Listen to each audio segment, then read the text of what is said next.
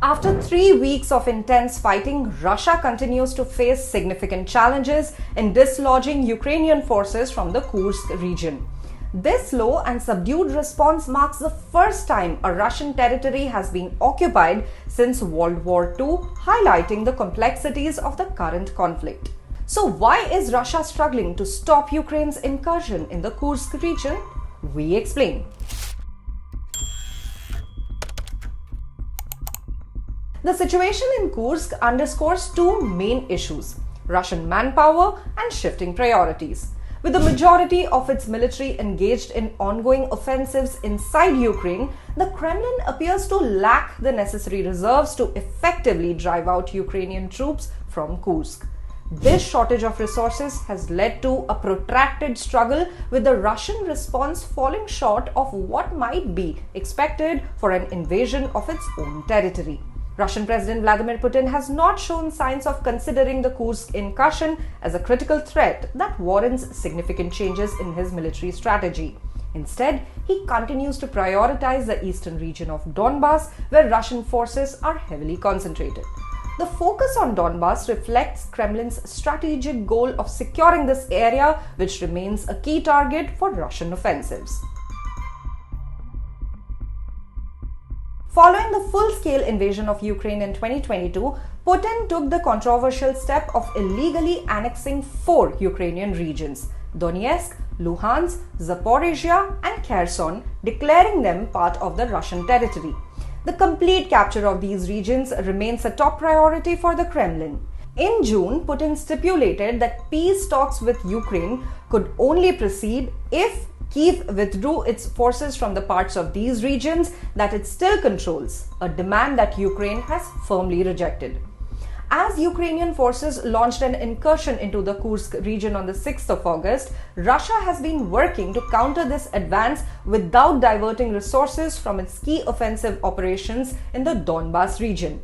According to Nigel Gould-Davis of the International Institute for Strategic Studies, who spoke to the Associated Press, he said that in marshalling forces to meet Ukraine's incursion, Russia is doing all it can to avoid drawing units from its own offensive in the Donbas.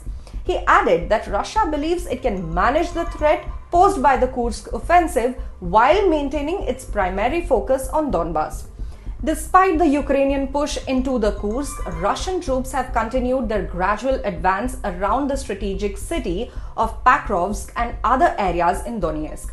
The Associated Press quoted Nico Lang, a senior fellow at the Washington-based Center for European Policy Analysis, who said that Russia is very keen on continuing the attacks towards Pakrovsk and not taking resources away from Pakrovsk to Kursk. In contrast to Pakrovsk, where Ukrainian forces have established extensive fortifications, other parts of Donetsk, still under Ukrainian control, remain less protected and could be more susceptible to Russian advances if Pakrovsk were to fall. Addressing the situation in Kursk during televised meetings with officials, Putin portrayed the Ukrainian incursion as an attempt to hinder Russia's campaign in Donetsk. He claimed that the Russian advance in Donetsk has actually accelerated despite the developments in Kursk. In addition to its military maneuvers, Russia has intensified its pressure on Ukraine by launching a series of long-range strikes targeting the Ukrainian power grid.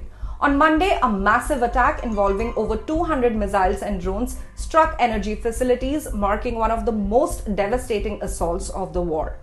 This attack caused widespread blackouts and underscored vulnerabilities in Ukraine's air defenses, which are stretched thin between protecting frontline troops and critical infrastructure.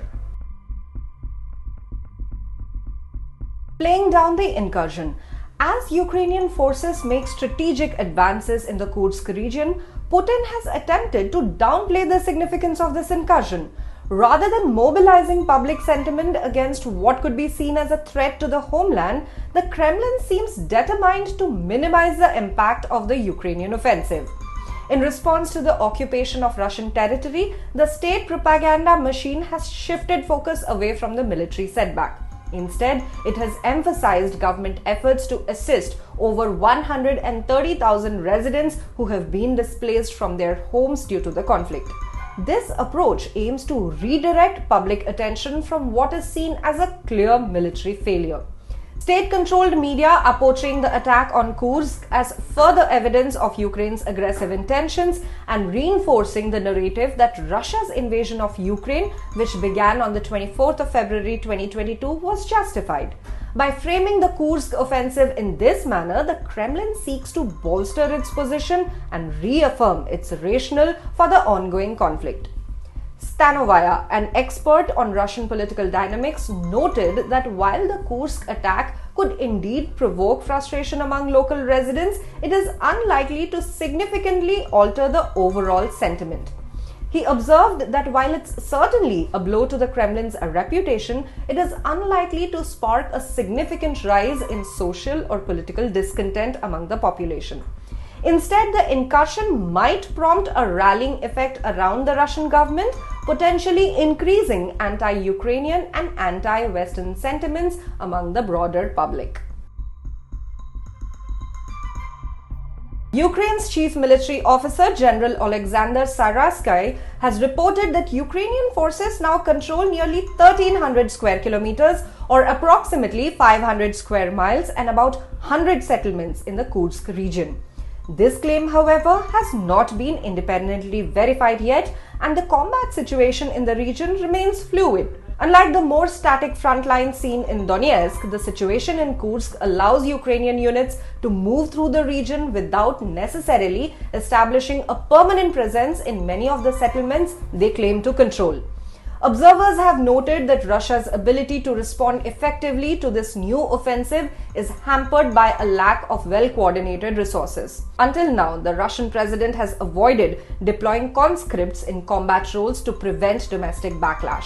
Young conscripts, who are typically drafted for 1-year compulsory service, have been kept away from the front lines, with those stationed in the Kursk region's broader areas becoming vulnerable targets for Ukraine's battle-hardened mechanized infantry units. As a result, hundreds of these conscripts have been captured, with 115 being exchanged for Ukrainian troops over the weekend. Putin's reluctance to call up additional reservists stems from the fear of domestic unrest, similar to the public reaction faced after he mobilized 300,000 reservists in response to a Ukrainian counteroffensive in 2022. This mobilization led to a significant number of Russians fleeing the country to avoid combat. Since then, the Kremlin has sought to bolster its forces with volunteers attracted by relatively high wages, but the influx of such volunteers has decreased in the recent months. The Ukrainian force in the Kursk region is estimated to number around 10,000 troops who have utilized the dense forests of the area for cover. It is clear that Russia lacks the resources for a large-scale operation to fully dislodge these forces. As a result, Russia has focused on containing further Ukrainian advances by sealing off roads and targeting Ukrainian reserves, tactics that have achieved some success but have not fully resolved the situation. Advantage for Ukraine. Ukraine has executed a bold strategy that has left the Russian military scrambling. Ukrainian forces have successfully destroyed several key bridges across the Siem River, a move that has severely disrupted Russian logistics in the region and created conditions favorable for establishing a controlled area. This tactical maneuver has led experts to predict that the Ukrainian troops might use the river as a strategic advantage to carve out a buffer zone. However, this aggressive strategy is not without its risks. By capturing a segment of Russian territory, Ukraine has not only embarrassed the Kremlin but also significantly reshaped the battlefield dynamics. Yet, the diversion of some of Ukraine's most capable forces from Eastern Front represents a considerable gamble for Kyiv. The potential attempt to create a foothold in Kursk could further extend the already challenging front line by over 1,000 kilometers. This extension could add to the logistical operational difficulties faced by the Ukrainian forces, who are already undermanned and outgunned.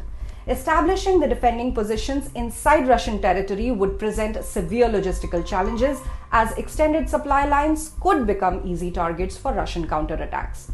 Lang further elaborates on the situation by saying that the Russian system is very hierarchical and stiff, so it always takes them a significant amount of time to adapt to a new situation. However, we'll have to see how Ukraine can sustain its position once Russia adapts and mobilizes its full force.